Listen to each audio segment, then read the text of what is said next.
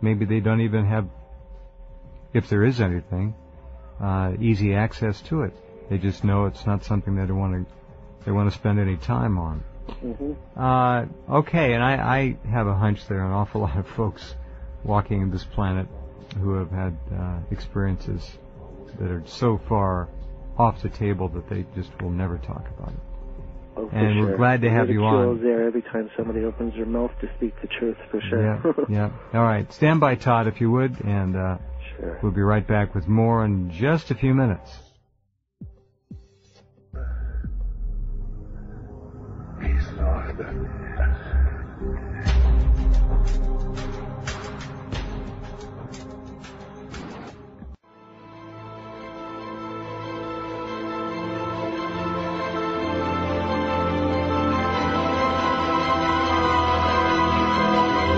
Okay, great music, and we'll be stepping into hour number 2 on those chords. You like that music, Brian? Awesome stuff. Yeah, you always do find some good music. There's a lot of good music out there. Oh, all right, we are talking with Todd, and Todd, you mentioned the so-called paranormal, which is actually quite normal. Just most people don't have easy access to it, or if they do, they don't talk about it. So give us a couple of ideas, if you would, of some of the things you experienced as a youngster.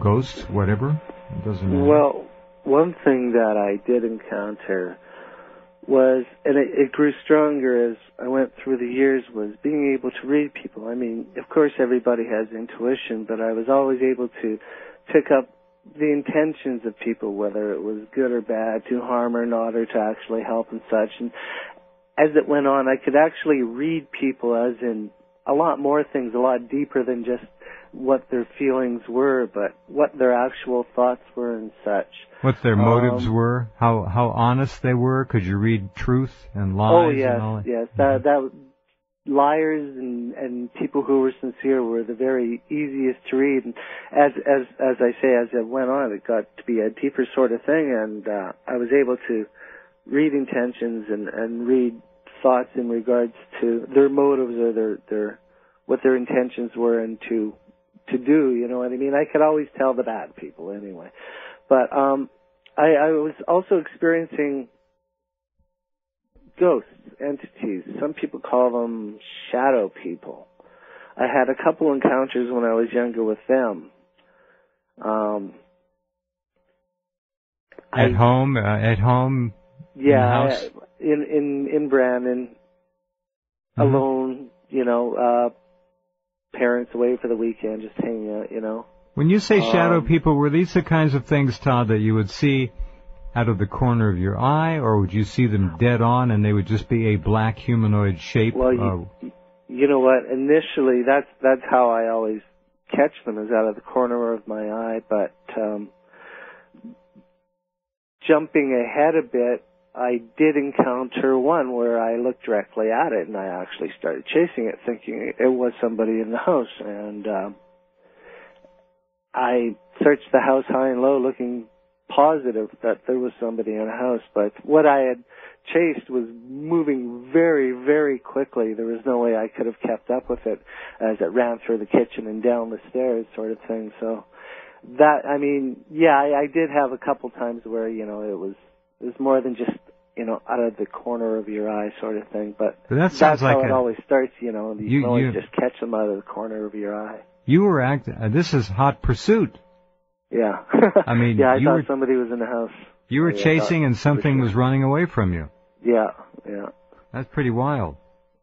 Did at any time any of these shadow people have any texture to them, or were they just No, black? They were.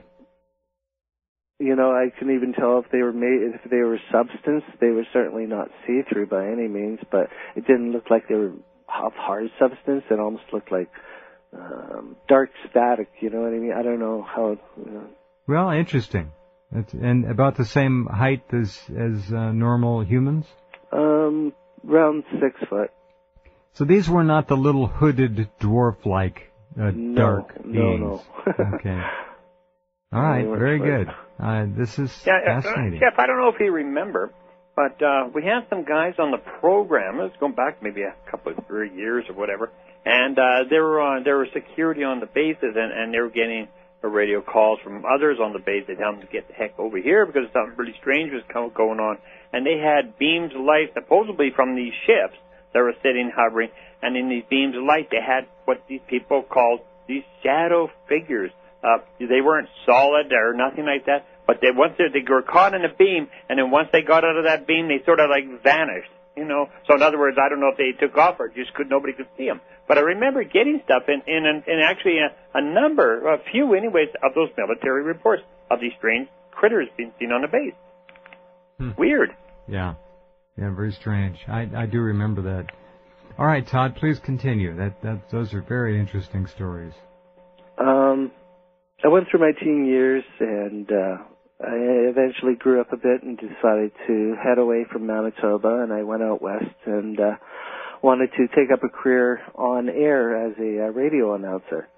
And so I went and took schooling for that and continued doing that for about around 6 months or so after I had finally gotten in. Mm-hmm. I headed out west. I ended up getting a job working for a network of stations that covered part of Alberta and part of northern BC as well.